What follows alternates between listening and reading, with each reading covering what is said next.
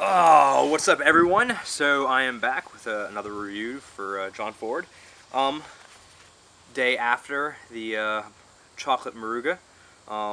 Felt pretty crappy all night. It was weird. Definitely affected the stomach all night. I didn't really have stomach cramps, but I just didn't really feel good, I guess, all night long. So today we're gonna go with something a little bit less. Oh my God, I feel like I'm gonna die. So today I got the Clavo Red. It is a smaller pepper, but don't discount based on size. I'm gonna bust this bad boy open. We'll take a look on the inside. It is a chinense, which is apparently how you say it properly. I was cruising through some of the videos last night, and there was some professor of some sort of peppers or something, and he calls it chinense instead of chinense or chinance. So, oops. Inside of this looks like a red jalapeno, about the same thickness on the walls. Not really any oil. Nothing. A little bit of moisture on the knife. There's a little bit of oil on this side. Few seeds, not too many. That's what the inside looks like. I don't want to disturb the oil in the placenta yet. I want to take some pictures still. So, mild smell, like a dull chinense smell. Not very strong or very potent on the aroma of it, but it definitely has some oil droplets on the inside of the placental walls. So I'm gonna go take a couple pictures and I'll be right back.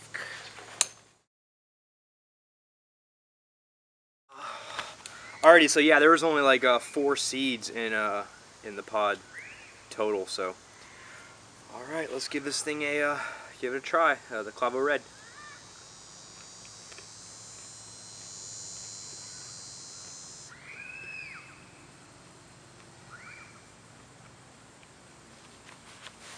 Really dense walls.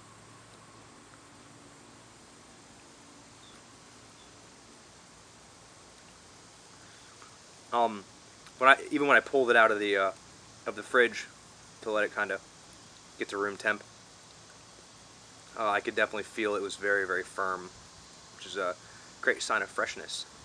On flavor, uh, it tastes very much like a jalapeno. I would say right now it's a little bit hotter. Not anything seriously hot. Like the sun is always in my. Not anything like seriously hot. I don't even know right now if it's.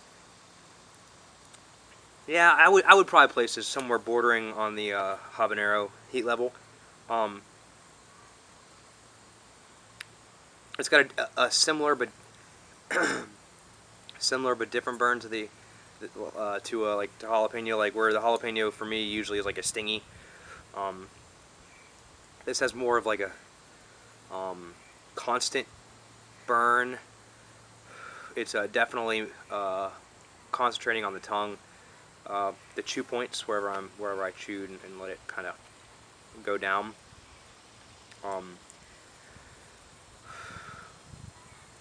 Very mild heat level. Definitely could tell I ate something hot, and it's definitely warm. For somebody who's not really into heat, this would be pretty hot for them. But it's got a pleasant flavor. Really had no complaints in the flavor department. I enjoy the flavor of a jalapeno, so this one's really, it's got that for me.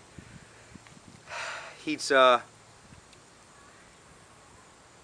kind of switched over from the stingy to just like a more of an even initial bites and right at the first swallow more stingy. This one's kind of just like I felt like I just drank something really hot, like when you drink coffee from Dunkin' Donuts, and you know that they brew it at the temperature of the sun. I think they think that we have bionic steel mouths, but it definitely feels similar to that. Like I burned my tongue on something, or yeah, A little bit on the back of the lips now, kind of just from the tongue touching the lips.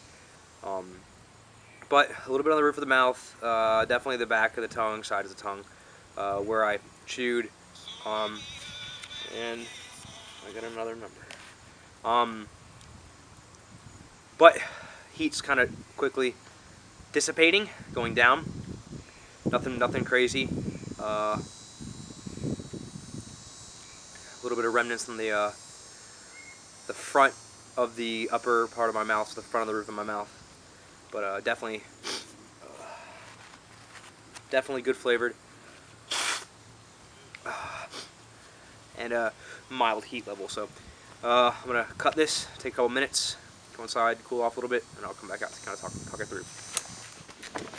Look at that, perfect timing. Like, sun's blazing down now, not like after everything cools off. So cool with that.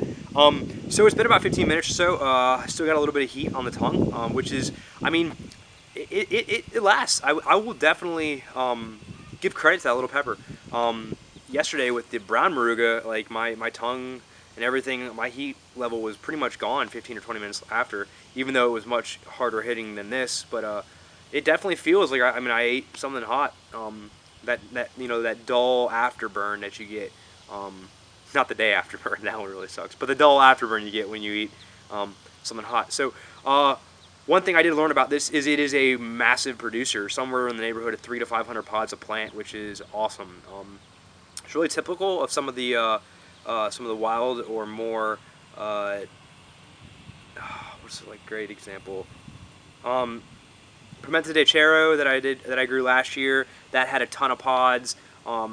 Some of the other, like, you know, my Maui Purple had a ton of pods, but this one, John said it was somewhere in the neighborhood of 300 to 500 pods per plant, which is great if you plan on using it in a larger application. And it's always a fun thing. Like, I love plants like this because where, you know, I may not use them on a day-to-day basis. Whenever I send boxes out to people, I like to put stuff in there, you know, kind of to pad the big showstopper ones. So, like, you know, I get 6 or 8, you know, super pods in there, and then there's all the little holes, and I just go grab some of the crazy, you know, snacking peppers, which, oh, another great thing you can do with these is a snacking pepper. So you grab a couple of them, grab one, pop one when you're working in the garden, or when you're inside and you're just sitting on the couch and you want a nice little burn.